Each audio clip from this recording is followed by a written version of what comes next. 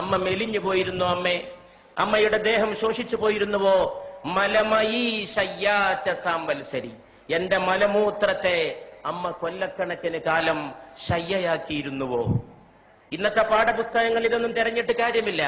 ഇന്നത്തെ വിദ്യാഭ്യാസത്തിൽ A+B all square is equal to A² plus B² plus 2AB എന്ന് പഠിപ്പിക്കുന്ന തിരക്കിൽ അമ്മയാരെന്ന് പഠിപ്പിച്ചു കൊടുക്കാൻ ഒരു സംവിധാനവുമില്ല. അതുകൊണ്ട് അമ്മയെ വീടുകളിൽ നിന്ന് ആട്ടിപ്പുറത്താക്കുന്നവരൊക്കെ വിവരമില്ലാത്തവരും വിദ്യാഭ്യാസമില്ലാത്തവരുമാണെന്ന് ധരിക്കണ്ട. അവരൊക്കെ വലിയ ബഹുമതികളുടെ അക്ഷരക്കൂട്ടങ്ങളെ സ്വന്തം പേരിന്റെ അകമ്പടി ചേർത്ത് എഴുതി വെക്കുന്നവരും ബിരുദ കൂമ്പാരങ്ങളിൽ ജീവിക്കുന്നവരുമാണ്. പക്ഷെ അമ്മയെ തിരിച്ചറിയാൻ വേണ്ടത് വേറെ ഒരു ജ്ഞാനമാണ്, സ്നേഹത്തിന്റെ ഒരു ജ്ഞാനമാണ്. അമ്മ വീണ്ടും നിർബന്ധിച്ചപ്പോൾ ശങ്കരൻ ഒരു ശ്ലോകം ചൊല്ലി തന്റെ അമ്മക്ക് നന്ദി പറയുകയാണ് ചെയ്തത്.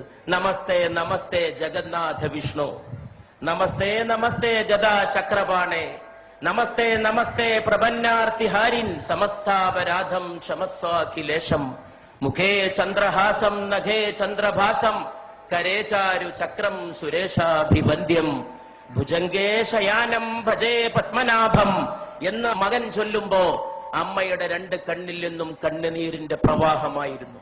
അങ്ങനെയാണ് ആര്യാമ്പ കണ്ണടച്ചത് എന്ന് ചരിത്രം നമ്മോട് പറയുന്നു. പ്രവാചകൻ മുഹമ്മദ് നബി സല്ലല്ലാഹു അലൈഹി വസല്ലമയുടെ മുമ്പിൽ ചെന്ന് ഒരു ശിഷ്യൻ ചോദിച്ചു, ഞാൻ ആരോടാണ് ഏറ്റവും കൂടുതൽ നന്ദി കാണിക്കേണ്ടത്? ദൈവദൂതനായ മുഹമ്മദ് നബി സല്ലല്ലാഹു അലൈഹി വസല്ലം മറുപടി പറഞ്ഞു, നിന്റെ മാതാവിനോട്. ചോദ്യകർത്താവ് ചോദിച്ചു, പിന്നെ ആരോട്? രണ്ടാമത്തെ ആൾ ആരാണെന്നാണ് ചോദ്യകർത്താവിന് അറിയേണ്ടത്. പക്ഷേ അവിടുന്ന് പറഞ്ഞു, നിന്റെ മാതാവിനോട്. പിന്നെ ആരോട് എന്ന് ചോദിച്ചപ്പോ വീണ്ടും പറഞ്ഞു, നിന്റെ മാതാവിനോട്. നാലാമതും ചോദ്യകർത്താവ് ആവർത്തിച്ചു, ഇനി ആരോടാണ് നന്ദി കാണിക്കേണ്ടത്? അപ്പോൾ പറഞ്ഞു, പിതാവിനോട് എന്ന്.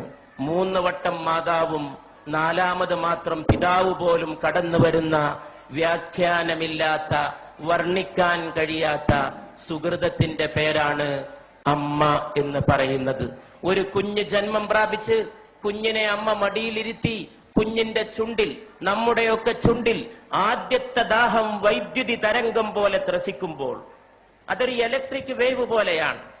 ആദ്യത്തെ ദാഹം, ആ ആദ്യത്തെ ദാഹം വൈദ്യുതി തരംഗം പോലെ നമ്മുടെ ചുണ്ടിൽ ത്രസിക്കുമ്പോൾ മാതാവ് തന്റെ നെഞ്ചത്തെ അമൃത കുംഭങ്ങളോട് തന്റെ മോനെ ചേർത്ത് പിടിക്കുന്നു. ചുണ്ടിന്റെ വൈദ്യുതിയുടെ ആദ്യദാഹം ത്രസിക്കുന്ന ആവേശത്തോടെ മാതാവിന്റെ ശരീരത്തോട് ചേരുമ്പോൾ അമ്മയുടെ ശരീരത്തിന്റെ ഓരോ സിരകളും ചേർന്ന് പാടുന്ന ഒരു സംഘഗാനമുണ്ട്. നീ അമ്മയാണ്, നീ അമ്മയാണ്, നീ അമ്മയാണ്.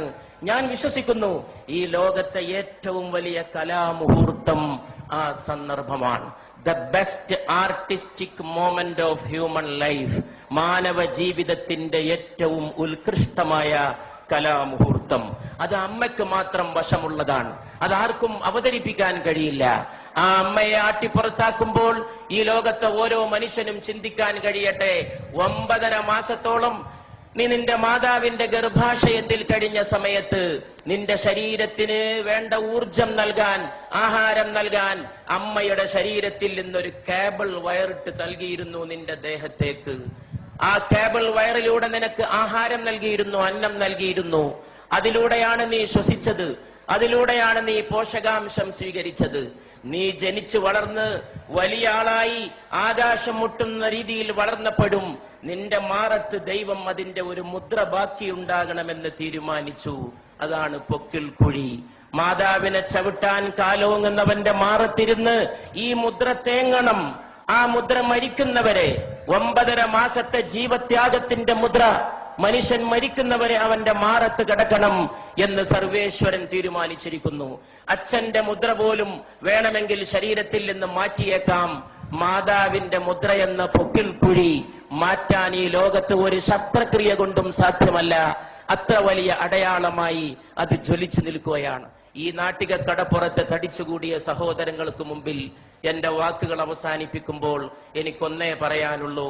ഈ ലോകത്തിന്റെ ഇന്നത്തെ ഏറ്റവും വലിയ പ്രശ്നം ഏതാണ്? ഒരുപാട് പ്രോജ്വലമായ കലാമുഹൂർത്തങ്ങൾ നമ്മുടെ നാടിന് സമർപ്പിച്ച് ഈ നാടിന്റെ കലാഹൃദയത്തെ ത്രസിപ്പിച്ച മോഹൻലാലിന്റെ സാന്നിധ്യത്തിൽ, സത്യൻ അന്തിക്കാടിനെ പോലെ ഒരു നിമിഷത്തെ സ്നേഹത്തെ ഒരു യുഗത്തേക്ക് പ്രസരിപ്പിച്ച ഒരു തൂലികാകാരന്റെ സാന്നിധ്യത്തിൽ, കേരളത്തിന്റെ ഗ്രാമങ്ങളിൽ മുഴുക്കെ മുഴങ്ങിയ കൈതപ്രത്തിന്റെ സ്നേഹഗാനത്തിന്റെ സാന്നിധ്യത്തിൽ, ഒരുപാട് കുടിലുകളിൽ കഞ്ഞിയില്ലാത്തവന് കഞ്ഞി എത്തിച്ചു കൊടുത്ത് ഒരുപാട് മലയാളികൾക്ക് തൊഴിൽ നൽകിയ, സ്നേഹത്തിന്റെ പുതിയ വ്യാഖ്യാനം തീർത്ത യൂസഫ് അലി സാഹിബിന്റെ സാന്നിധ്യത്തിൽ, ഇവിടെ ഈ മഹാസ്നേഹ സമ്മേളനം സംഘടിപ്പിച്ച, അതിനുവേണ്ടി ത്യാഗം ചെയ്ത എന്റെ പ്രിയ സ്നേഹിതൻ, സ്നേഹത്തിന്റെ പ്രതാപം പോലെ ജ്വലിക്കുന്ന പ്രതാപന്റെ, അദ്ദേഹത്തിന്റെ സുഹൃത്ത് റഷീദിന്റെ, അവരുടെയൊക്കെ സഹപ്രവർത്തകരുടെ സാന്നിധ്യത്തിൽ ഞാൻ ചോദിക്കുന്നു, ഇവിടെ ചോദിക്കേണ്ട ചോദ്യം അതാണെന്ന് വിശ്വസിക്കുകയും